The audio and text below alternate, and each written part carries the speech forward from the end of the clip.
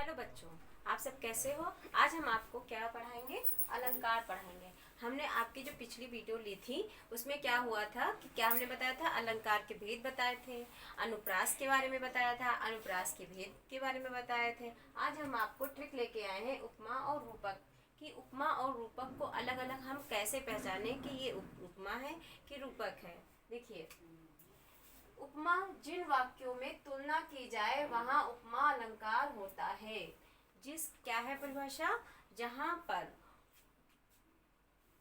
जिन वाक्यों में तुलना की जाए, यानी कि जहां उपमेय और उपमान की आपस में जब तुलना की जाती है तो वहां पे क्या होता है, उपमा अलंकार होता है।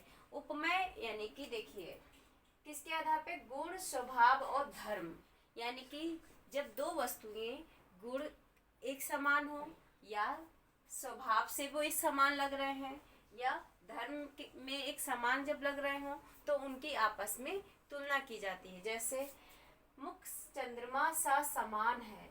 देखिए, मुख चंद्रमा सा समान है, मुख की तुलना किससे की जा रही है, चंद्रमा से की जा रही है। मुख की तुलना चंद्रमा से की जा रही है।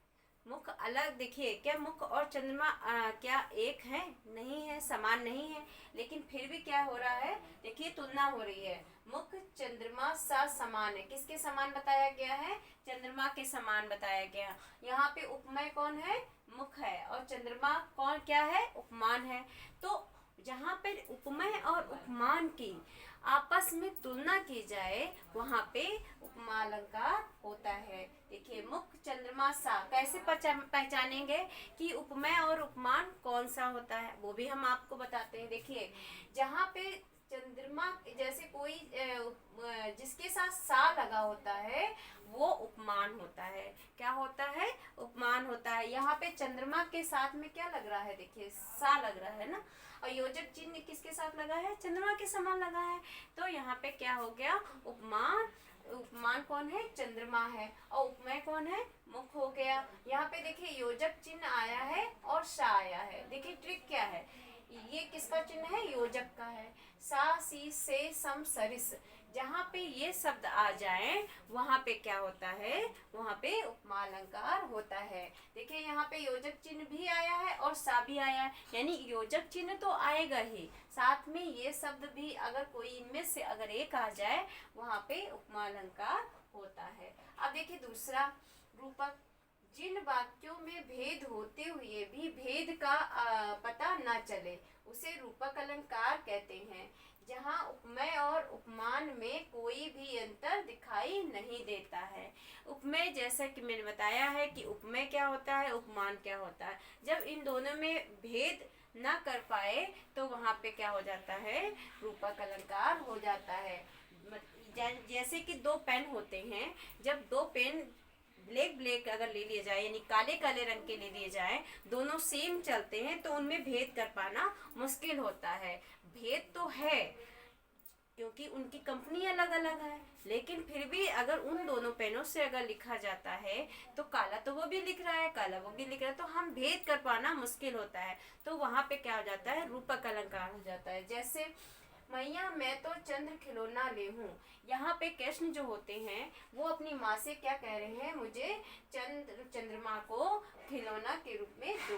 यानी कि कृष्ण जो हैं वो खिलौना और चंद्रमा में भेद नहीं कर पा रहे हैं कि जो चंद्रमा है वो खिलौना नहीं है, लेकिन उसे वो खिलौना समझ रहे हैं।